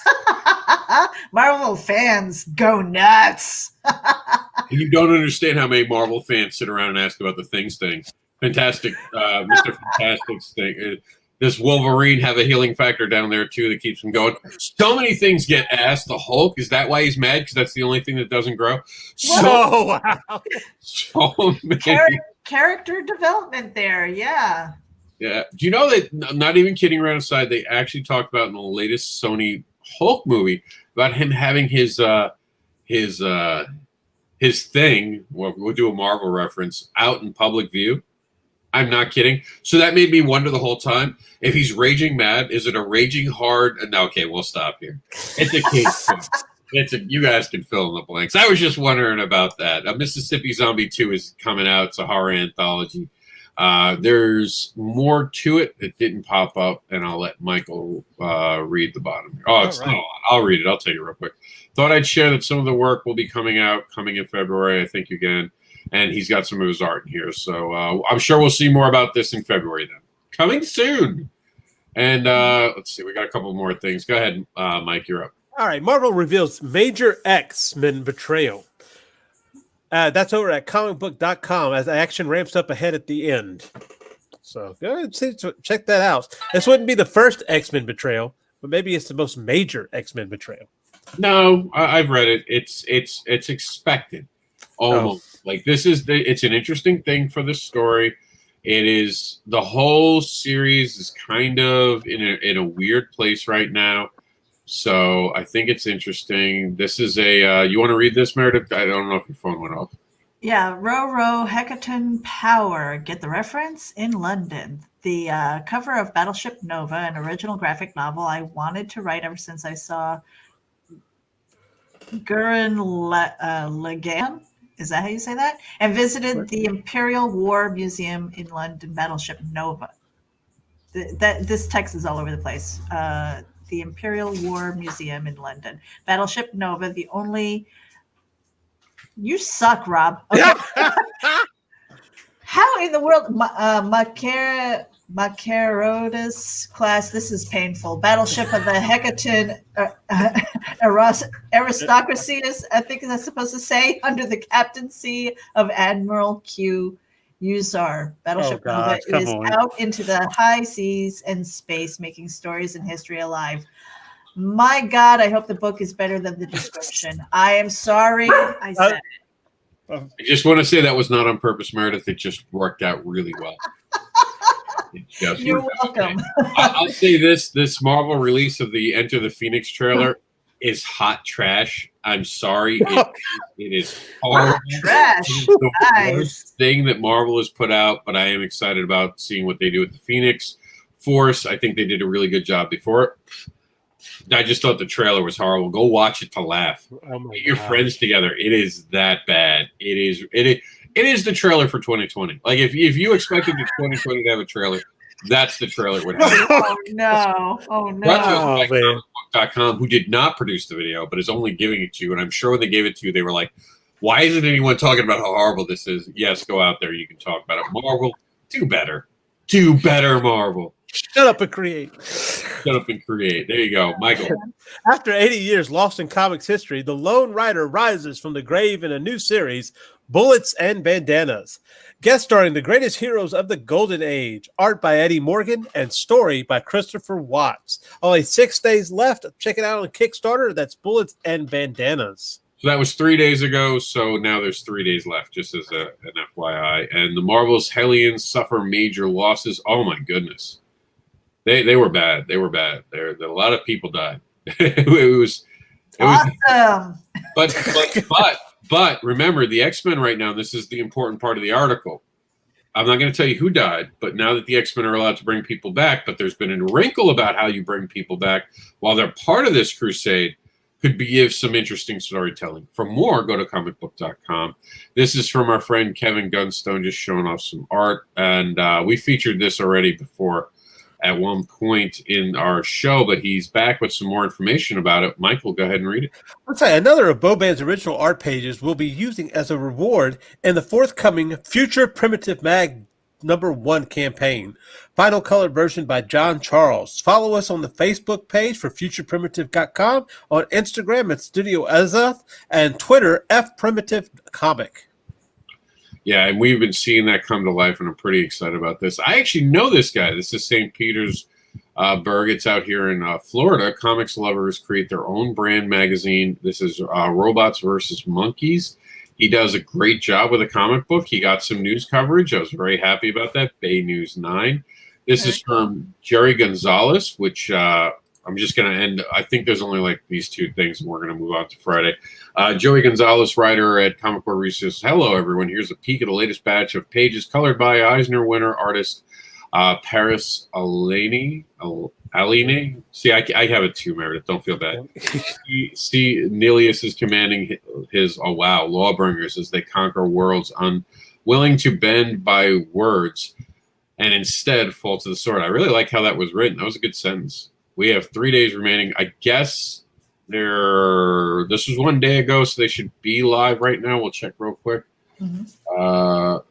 Yes, they're still live. They have 60 hours to go. Be a backer. Check it out. Watch their video. And indigenous voices and a new DC villain highlighted. This is, again, from I believe this was a CBS affiliate. Let me look real quick. So I want to get this one right. If this was CBS or NBC. This was an NBC affiliate. once again covering new comics. I love that. And by the way, the Wonder Woman release that we were talking about December 25th, it turns out that the European market might get it faster. And be sure to look into Cthulhu Invades Oz, the original graphic novel, now for your enjoyment on Kickstarter. Remember, we're doing a whole month here up until the 20th. We've gone through it in basically an hour and a half. Meredith, do you have to go at this point? Okay. I'm good. Michael, you good to go for Friday? Oh, absolutely. All right, so this is Friday. So we've done the entire month, and then this week, here's our daily news from Friday. I know this is not as much. Of course, Cthulhu Invades Oz starts it off from our backer, Oz. Make sure that you check it out. It was a great program. Oh, I think that where am I? I'm in the wrong page. That's what's happening here. So we didn't load Friday yet. Damn it. I didn't load. And Freaky Friday was last week. Meredith really enjoyed the show, I think, right? I did. I think it was good. Michael, weren't you there? Yep. It was a good conversation. The three of us had a really good conversation. I would love to bring in other people who actually write in the fetish world. Yeah. And get their perspective and stuff like that. So, yeah, I mean, always looking. I mean, what if it's not for Comics Newswire, it would be for Geek Insider. I'm okay with doing the Freaky Friday show every so often. We can do it under Geek Insider. It would definitely not be a CNW show. Yeah, that would not be a CNW show. But Geek Insider can happily host it if they want. We'll do it, like I said, Christmas might be a little weird. Maybe we'll do it after Christmas. Not that I'm afraid of talking about it, but although I have seen them use Christmas lights in interesting ways. So maybe we'll do one in the middle of the month. We'll see. Hey. We'll ask people to send in their pictures, though. Oh, wait. Merry Christmas. Next Friday, be part of the Comics Black Friday sale. So during our news program next week, and Michael, you're just finding out about this right now. Meredith, I think we talked about it a while ago. I'm just enacting it now. We're going to do where you guys can give us your comic books. We'll talk about them during the news because we expect no news, but want to do a Friday show, right, Michael? Hey, absolutely. All the time. Yeah, we want to commit at least to Friday once a week and maybe do interviews during the week. So next Friday, we'll be able to sell your books. If you do something as simple as give us an elevator pitch, a cover, and a reason to buy it, like a link. Don't just tell us you have a book. So many people do that. Hey, I have a book. Mm-hmm. Good for you. Like, what? Do I want a book? Help us out. Put your URL in there. And this is pretty big news. And Meredith, I'll let you read it. Okay, a non-binary version of the Flash is joining the Justice League. Kid Quick will debut in DC's Merry Multiverse next month before taking on the mantle of the Scarlet Speedster in January's Future State comic crossover event. And that is on NBCnews.com. So another mainstream news source. Yep. And you can take this one, Michael. All right, the dreaded Dinosaur Man, Vege's Bar. You can check that out over at webtoons.com. Simply cursed to live a life stuck between man and monster. And, of course, that's been going on for a while now, hasn't it? Well, he's just restarting it, finally done with his Piper book, and I think he just helped wrap up another campaign. And now his focus is going back to the dreaded Dinosaur Man. And you should be able to catch up on past episodes on the Webtoon. So, yeah, absolutely. And Marvel's Avengers of Wastelands returns in a Cyrus XM. Is it Cyrus? Sirius. Sirius. There we go. I thought I was saying it wrong. Audio series. I like this. They're actually making an audio series out of a comic book of Old Man Logan. I think this is kind of a cool idea. Why not try to do something with the dying satellite platforms and bring back radio dramas? I actually think a radio drama would be pretty cool. It would. That's a good start, too. I like the Old Man Logan. Yeah, and Meredith, this is, again, some of the cool art from that Cthulhu Invades Oz. And I think you would like this because I've seen your book, and this reminded me of, art you would like. Oh, yeah, definitely. So when I was putting this in. Dark and twisty. All right, which one of you is the bigger X-Men fan? Because this is a big moment. Neither one. All right, I'll take it. X of Swords teases the return of Mojo to X-Men Comics. Check that out on X-Men at comicbook.com. Old Mojo's coming back, huh?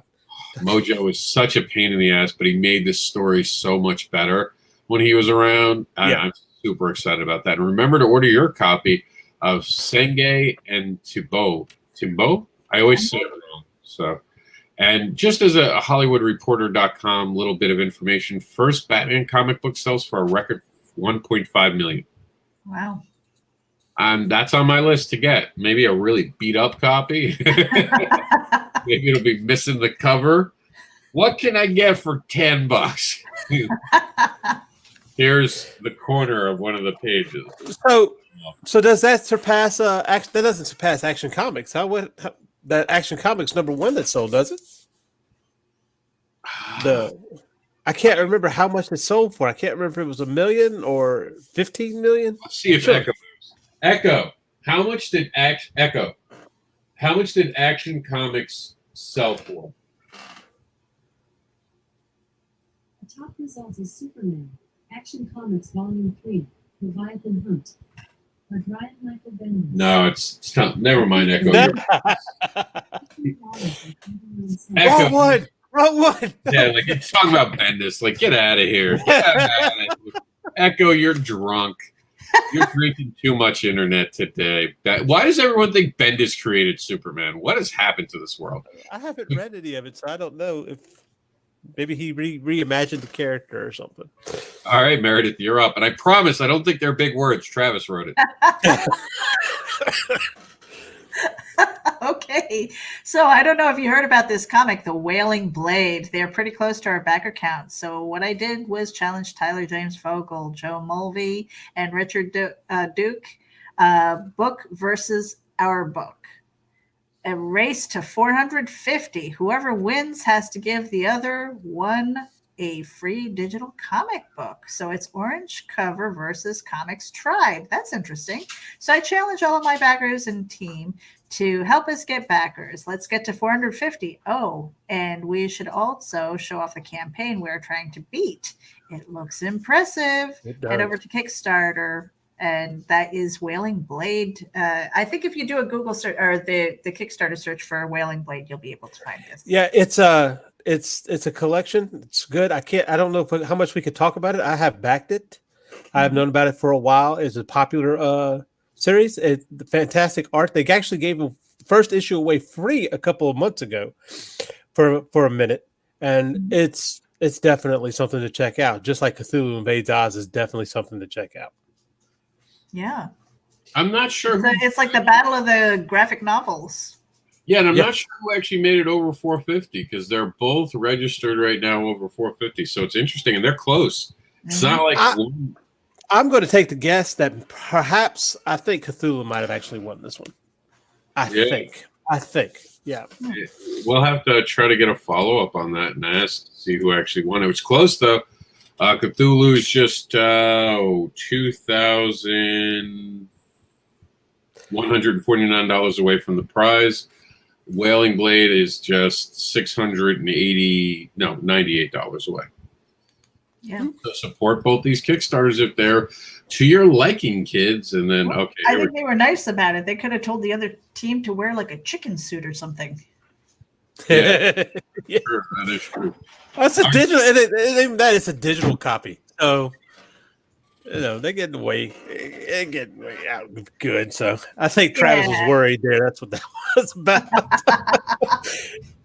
All right, so here we go. U.S. Would be continental, not Alaska or Hawaiian shipping. This is about shipping. Anyway, the idea for the Independent Creator Awards, which will come back this year, and Meredith, you're going to be part of this, is that you to join the awards, you'll have to give a book. We're asking this. Is this a good idea? You have to give up a book. Now, if it's your book, you just hold on to it. And when you send us the money, basically for the print cost of your book and the copy, you send it to a PayPal. We hold that in what basically is an escrow, and then we send it back to you. We just send it as a refund back to you, or we send it back, friends and family. Maybe we'll do Cash App. So I think Cash App, there are no fees. The reason behind implementing this as an idea behind it is to make people just not throw up anything to be considered. There are some people who will put anything just as an advertisement thing, and they're not even done with the book yet. Making sure that they're done with the book and actually having them commit to this it's important, I think, to make the awards, because this year's going to be all fan picks, so we're not going to judge anyone. The reason I did this specifically this year is we've had such a long year. We don't want anyone judging our works, right? Yeah. Let the fans choose. Let this be a fun experience. We want to take the brakes off it, but I also don't want anyone showing up with, like, someone who possibly has 50 friends who can get other people to vote for them, even though their book's not even done.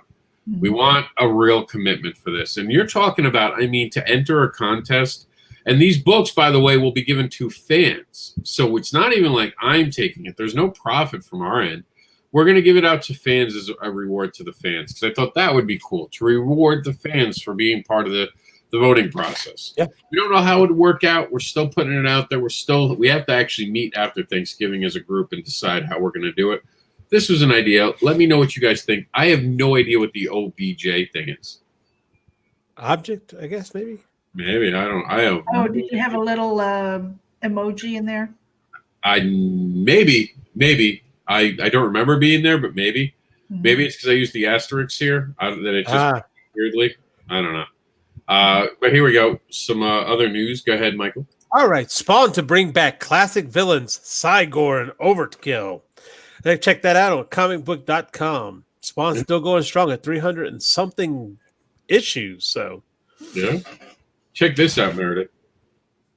Yeah, art from the fans of the Shepherd. Yeah, this is oh gosh, what is his name? Mr. Molinari. Yes. And so he will be part of Black Pyramid brand. I even think let me do it. I think it's a huge compliment when somebody who enjoys your work so much decides to create art for you. I agree. Let's see. There he is. I believe that he might have actually. Here it is. This is all the stuff that he has going on. I believe he's going to preview soon. Mm-hmm. I'm not clicked on his profile. We're going to just take a quick look. I want to make sure he's not in previews yet, because he's going to be part of the Black Caravan through Scout Comics. Oh, okay. And you can see him here. Now, what is that? Black Caravan. It's Scouts. I believe it's going to be like horror.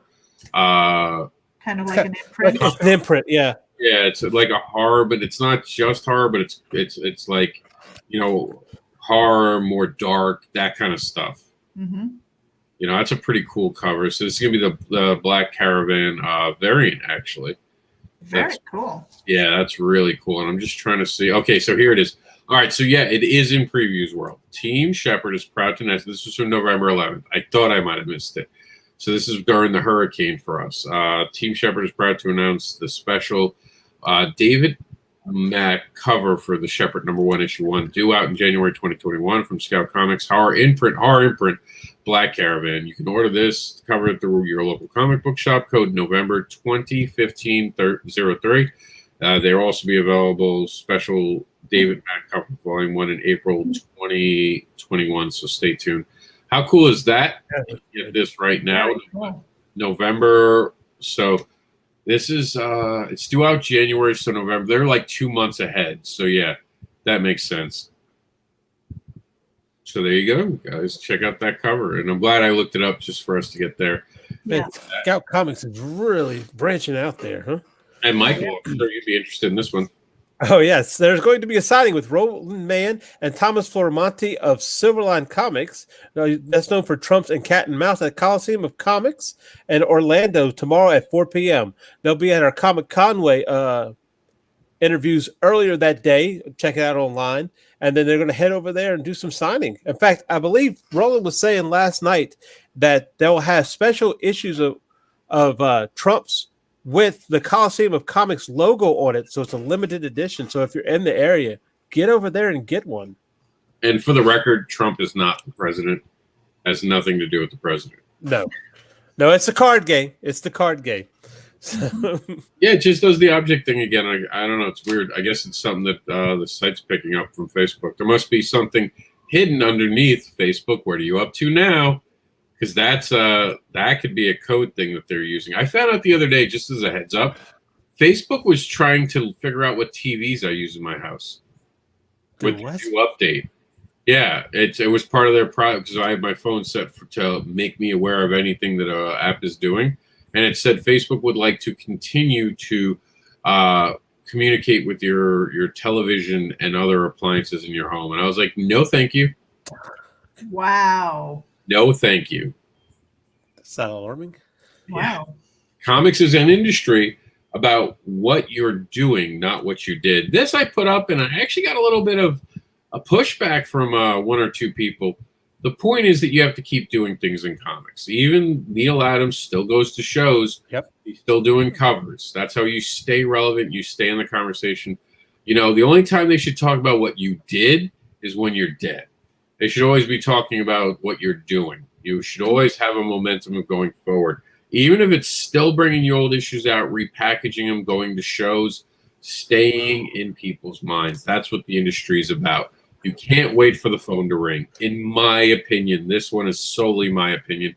It was from my page, and I figured I'd share it with you guys because we didn't have a lot to talk about this week. And I didn't think we'd take this long to get through all this news, but, you know, we said 2 hours would be the longest we're going. We're at the end of it. I'm doing weekly challenges, elevator pitches. This week, we talked about a little earlier today how some people need to really work on their elevator pitches. And you see this a lot at the shows. And I've helped people get their elevator pitches down pat, and then there are people who have it amazingly done. And it's funny, there's a huge difference between selling it in person and selling it on the road. A lot of people complain that they don't do well at shows. I don't know about you, Michael, but I do a lot better in person. I think being able to see me, because you can't take context from my voice. I can be really funny in a live video, but if I write some of the things I say, it sounds a lot meaner than it's meant to be because you don't see the grin and me being a smart ass with it. What do you guys think? Easier to sell online or at home? I mean, or on the road?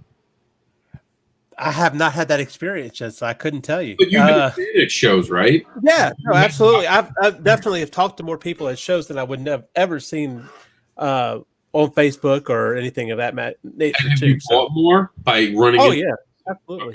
Meredith? Yeah, you don't go to a show without bringing some money. Yeah, Yeah, I would definitely say in person is a lot easier.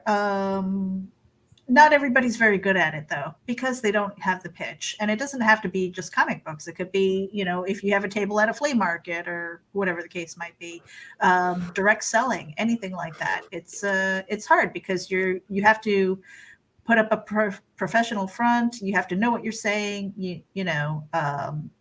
And sound kind of authoritative, and at the same time, you don't want to be too pushy. So finding that balance, but definitely in person is easier.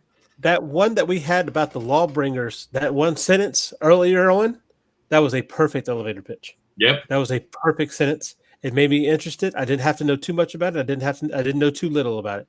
It got me interested in it from that one sentence, and that's what you need to get your elevator pitch to. Well, the other thing is with marketing, especially when you're talking to a person and they're standing in front of you, you know, one of the sales tricks is basically you tell your pitch and then you shut your mouth.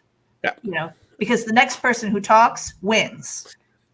So if it's the buyer, generally they're going to be like, you know, they don't want conflict or anything like that. Oh, okay, I'll buy your book, or how much is it? You know, but the seller has to kind of, you know, say the pitch, shut up, listen, you know, and maybe ask a follow-up question. Well, I find that you also need to have duplicate pitches. I do have one of my more, I would say, pitch that really draws them in. One of the better fishing line ones I have, if you want to call them that, 'cause I've heard the different things.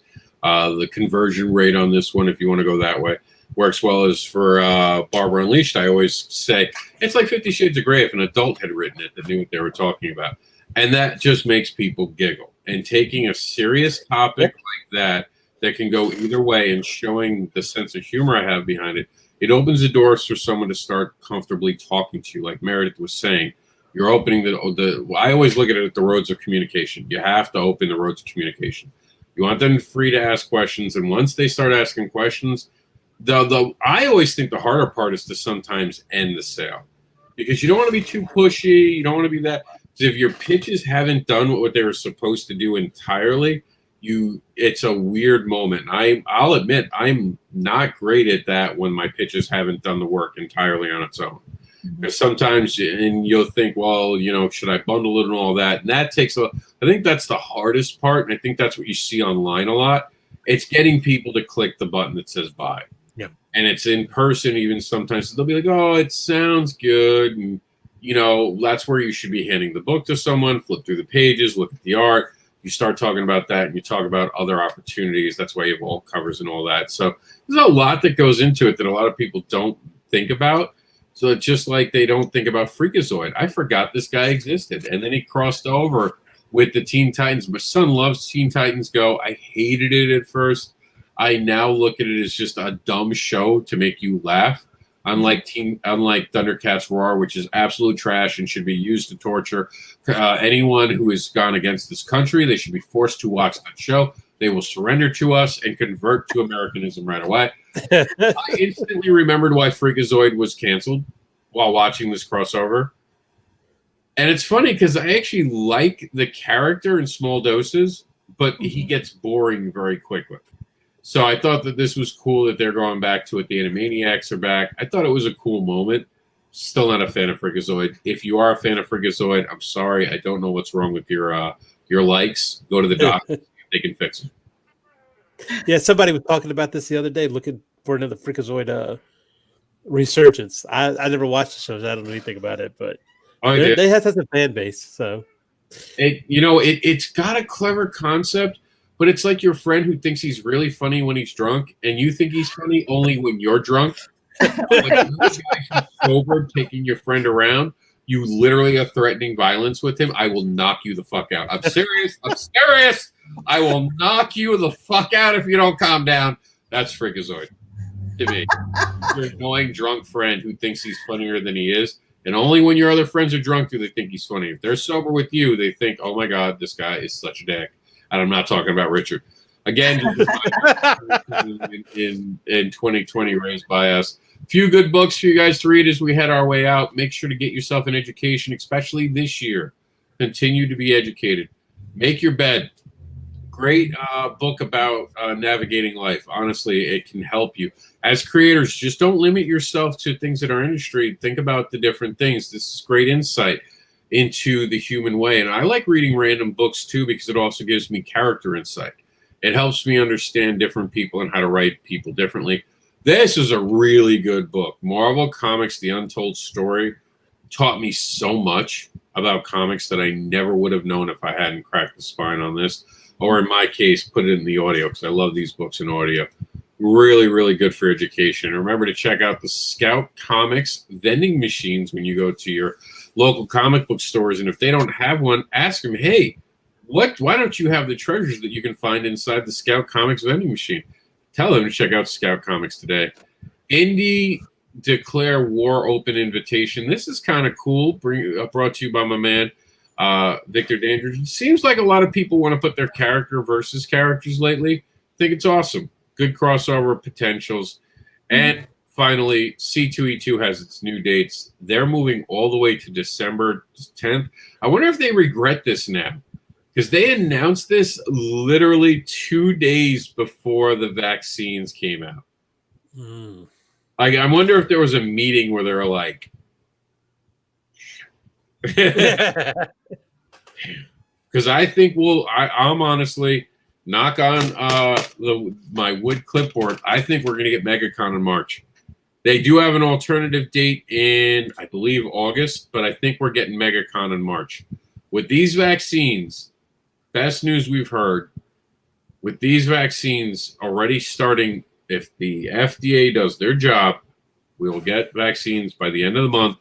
Florida's already getting them. We can get the elderly and the people who are most at risk for getting them vaccinized. We take away that argument, well, we have to do these for the people who are in jeopardy. And then it really does become a choice, right? Because one of the biggest things... I was going to say the slippery road, though, is, do you have to show your papers in order to go to one of these things? Oh, no, I'm arguing... In which case I would have a problem. I'm arguing the reverse. Mhm. At that point, it becomes our choice because a lot of us who are healthier and younger have been told it's not about us. We have to sit at home for this year to protect other people, which I have done. You have never heard me on a video complain about that. But if I can get those people an opportunity to be vaccinated and they choose not to be vaccinated, that should no longer be on me. Yep. Mhm. That should not be my problem. And if me going out, and I've done it because I have a sister and I have a niece and nephew who are one of those people who should be able to get those vaccines right away to be protected. And then I can feel better. And will I get a vaccine for this? Probably not. I will probably take my chances as I have this whole pandemic. But I don't think I might have even had it. I've said it a couple times. I think I had it at the very beginning. And I think I think you stay immunized because we don't hear a lot about people getting it for a second time. What I'm saying is I think there's hope, guys. As we end today's show, I really think we're getting cons back by March, April. I think you'll see, especially here in Florida, we will have it. I think to Meredith's question, I think if you're going to fly and travel down here, you should have documentation that you've been vaccinated if you're from a hotspot. But outside of that, again, what do I care? If I'm not worried about getting someone else sick, and and if they were like, you have to get a vaccine to do the show, I would get a vaccine like that.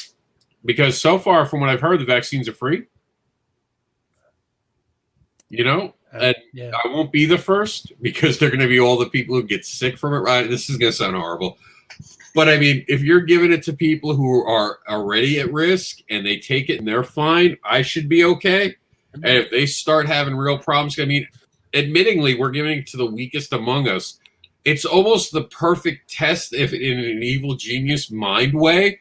Hey, let's test it on the people who are the weakest and see what happens.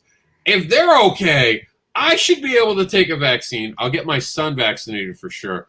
The reason I wouldn't get vaccinated is despite all the tattoos, I hate needles. I would probably be like, I'll probably get forced into it because my sister will be like, well, if you want to be around your niece and nephew, I expect you to get vaccinated. So I'll probably have to get papers, Meredith, just to see my family. And I'm ass backwards when it comes to a lot of stuff like that. Like I've taken 2 flu shots in my life, and I was sick as a dog, and I said never again. And I don't think it was a coincidence. I was actually very, very sick after I got the test, the shot. So, I mean, so that is like, it's one of those things like, yeah, I'll take my chances too. It also I would probably have an issue for events if they were like, nope, show your papers. I'm like, what the hell are we in? No, yeah, that's the only people that last from paper for is our vendors. They'll never ask it from the consumer base. I guarantee you they would not ask it. Don't be too sure about it. Ticketmaster started. Oh, no, not in Florida. Oh, okay. Yeah, Florida's a little bit different. We're talking about Florida. Oh, yeah, I see that. I saw that from your governor. Outside of Florida, I mean, we don't even have a mask mandate. Like, shit's on fire, and they're just like, go about your business. You're fine. That's how Florida handles it. Like in Florida, they're like, wait, we can lower the population by 1/2? I'm just kidding. Bob Anderson, report to HR. All that real estate that's about to open up, governor says. I'm kidding. Of course, we don't want anyone to die. It's been a long year. We're excited about this. We're really hoping it. And for Meredith's credit, I've seen her drive on the highway. No seatbelt, head out of the window going, yeah, fucker. So she don't give an F, man. She's like Kevin Hart. Watch his show, by the way. I did. I thought it was very amazing. He actually put on a comedy show in his basement. I want to live in his basement, by the way. I saw his basement or his living room. I don't know which one it was, but either way, I want him to adopt me now. Is it too late, Kevin Hart? Do you want a white middle-aged man to be your new son? If you do, send us an email at comicsnewsempire@yahoo.com. Thank you all. Remember, we're going to see you after Thanksgiving, more than likely, for the next news program. Be thankful for what we did get this year. I know it's been a hard year, and I'm going to let everyone say something real quick on our way out. It's been a hard year. I get it. I felt it. I've watched my mom die. Couldn't go up to New York. I get it. I've no friends who have died. I've seen my friends get sick. I've seen family really be affected by this in scary ways. So I understand this year sucked. But I also got good things out of it. So on my way out, I want to share something good.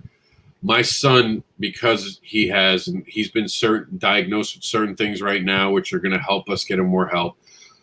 He's definitely ADHD from this point on. It's been neurologist has put it in there because of all that he's going to travel through with the learning disorders and the differences that he has from other people that are not necessarily bad, but he will have to learn to deal with those differences. He was taken away from me at 3 to go to school during the days. I didn't get as a parent that age group of 3 when they're home with you still. I lost almost an entire year. I felt like I got a lot of that back. I hated being his teacher, but I loved him being home. I loved him. Did he freeze or did I? Oh, no, you're still there. You're still there. I think he did. Yeah. Uh-oh, Rob. He might be getting wind or something like that. Okay, so there you are. You're back. You want to finish that? What was the last thing you guys heard? You enjoyed being his teacher. You did not enjoy being his teacher. I didn't enjoy being his teacher, but I did learn how to be his teacher, and I learned how to communicate with other teachers better. So that will only help my son going forward. So I'm very grateful for that time I got with my son this year and the time I got to educate myself. So much. I mean, this year has aged me 10 years as a human. I think I leave it better than I entered it, despite all the horrible stuff that went on. Meredith? Okay, well, it's kind of funny where I joke a little bit that I kind of tripped into the comic book world and the community dragged me all the way in. It's just one of those things where I have connected with so many content creators, artists, writers, editors, everything. And, so it's really made this journey for me as a comic noob. And I still consider myself a noob, and I will until I deliver a book. But it's just one of those things that I'm absolutely grateful for. Everybody out there has been really wonderful. And if you've been a jerk, I didn't notice, because it's not something that I give real estate to in my head. Haters are going to hate. They're going to do their own thing. I am going to surround myself with people who I can learn from and who inspire me. And I want to help other people grow. And if that is inspiration to other people who are seeking something new or looking to develop a new skill. I'm almost 50. And the fact that I'm creating my very first comic book is just amazing to me. The fact that I'm working on a script with C. Michael Lanning, that I'm collaborating with other people and putting stories out there. This is heaven. If I died after I published my first book, I'll be good to go. Michael?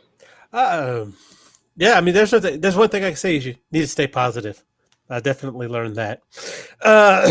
Don't put too much negative energy out there because it will come out to haunt you, even if inside your own house. But you know what? But be critical of what you see, not necessarily, but constructively critical. Be critical of how something could be written, how something could be drawn, what have you. But make sure it's constructive. You don't want to just be opinionated without direction. Just so. And the great thing about the ComiX Network is this is not a gatekeeping thing. You can insert yourself here. You could comment here and there. You could say something, follow people, support Kickstarters. Not only in actual finances, but also in sharing. So that's the good thing about the comics community, at whole, that you're not just we're not floundering out there. We can create a network, and we can be a part of that network. So, all right, keep that in mind. All right, guys. Happy Thanksgiving. We'll see you on the other side of the holiday. Do not expect any programming for us, obviously, Wednesday or Thursday, because it's so close to the holiday. You might see something Monday or Tuesday. I think Geek Insider still has things scheduled Tuesday, but you're not on Thursday, right? You guys are. We might be. I don't know. I'm starting to fill the calendar for the end of November and December. We're going to take Thursday Thanksgiving off, but we're doing Sunday Comics Brunch. Yes. Yes, we'll be. I was about to say that we will be back here on Sunday. We'll talk about whatever this weekend brings us, which I don't expect. Again, you see today with Friday's news was mostly my stuff just as filler, just to throw in that I could have thrown in any time, but I literally put it all on Friday just to give us something to talk about. I'm glad we did this. I'm glad the news finally kicked in. You saw the Monday, which only took us about 40 minutes to do, was an entire month. It was like 20 days, and I still had to spread some of those stories through the other days. I'm glad to see it coming back more. I'm glad we got to come back. I missed you guys. Thank you for tuning in. That's it. And we're out of here. Join us on Sunday at 11:11 for the Sunday Comics Brunch, where you can see a bunch of exciting people. Do we know who's going to be on? Do you have any guests lined up? Because I'm not sure if I'm going to be there in my studio. I will be there. Even if I have to call Meredith's phone and have her pulled up the phone to the thing, I'll somehow be there. I might be at a show this Sunday. I don't know yet. There's one locally. I was tossing the idea of going as just a fan to support a couple of my friends, and it starts at 11.